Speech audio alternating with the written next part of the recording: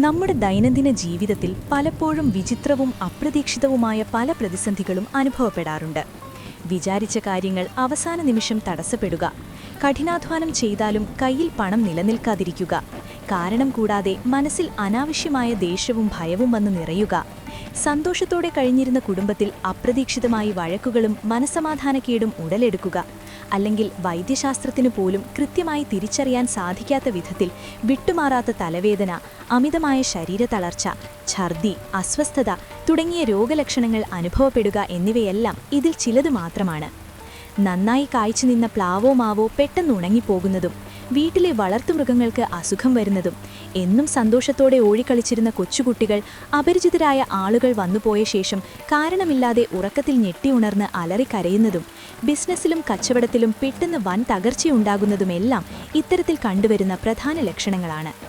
ഇത്തരം പ്രതിസന്ധികൾക്കു പിന്നിൽ പലപ്പോഴും മറ്റുള്ളവരുടെ അസൂയ, അമിതമായ കൊതി അല്ലെങ്കിൽ ശക്തമായ നെഗറ്റീവ് ചിന്തകളോടെയുള്ള നോട്ടം മൂലമുണ്ടാകുന്ന കണ്ണേറ് അഥവാ ദൃഷ്ടിദോഷമാകാൻ വലിയ സാധ്യതയുണ്ട്. ഓരോ മനുഷ്യരിൽ നിന്നും പുറപ്പെടുന്ന ചിന്തകൾക്ക് ഒരുതരം ഊർജ്ജമുണ്ട്. അത് തികച്ചും ദോഷകരമായ നെഗറ്റീവ് ഊർജ്ജമായി നമ്മുടെ ശരീരത്തിലേക്കും വീടുകളിലേക്കും ബിസിനസ് സ്ഥാപനങ്ങളിലേക്കും വ്യാപിക്കുമ്പോഴാണ് ഇത്തരം പ്രയാസങ്ങൾ നമ്മുടെ ജീവിതത്തെ വേട്ടയാടാൻ തുടങ്ങുന്നത്. എന്നാൽ ഇതിൽ തെല്ലും ഭയപ്പെടേണ്ടതില്ല.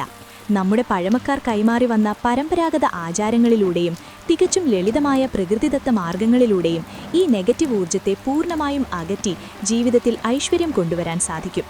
ദൃഷ്ടിദോഷം മാറാൻ വീടുകളിൽ ചെയ്യാവുന്ന ഏറ്റവും പ്രധാനപ്പെട്ടതും ഫലപ്രദവുമായ മാർഗം അല്പം കല്ലുപ്പ്, ഉണക്കമുളക്, കടുക് എന്നിവ കയ്യിലെടുത്ത് ദോഷം തട്ടിയ ആളുടെ തലയ്ക്കു മുകളിലൂടെ 3 തവണ വലം വെച്ചും 3 തവണ ഇടം വെച്ചും ഉഴിഞ്ഞ് ഓം നമഃശിവായ അല്ലെങ്കിൽ നിങ്ങളുടെ ഇഷ്ടദൈവനാമം ജപിച്ച് പുകയുന്ന കനലിലോ അടുപ്പിലോ ഇടുന്നതാണ്.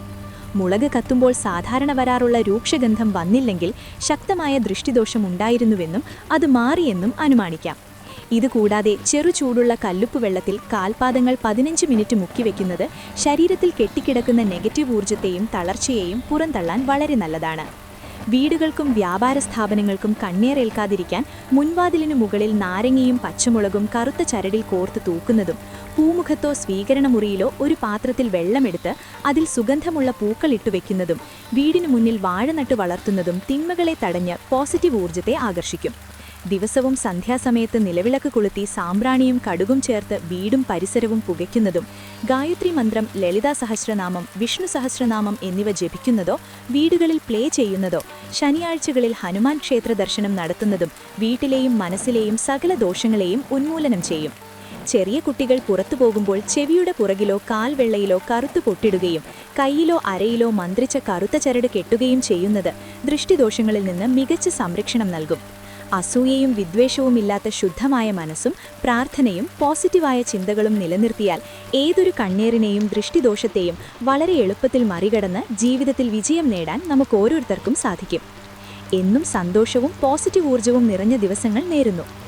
വീഡിയോയ്ക്കോ ഓഡിയോയ്ക്കോ വേറെന്തെങ്കിലും സംശയങ്ങളോ സഹായമോ ആവശ്യമുണ്ടെങ്കിൽ എപ്പോൾ വേണമെങ്കിലും ചോദിക്കാം. നന്ദി. നല്ലൊരു ദിവസം ആശംസിക്കുന്നു. നന്ദി.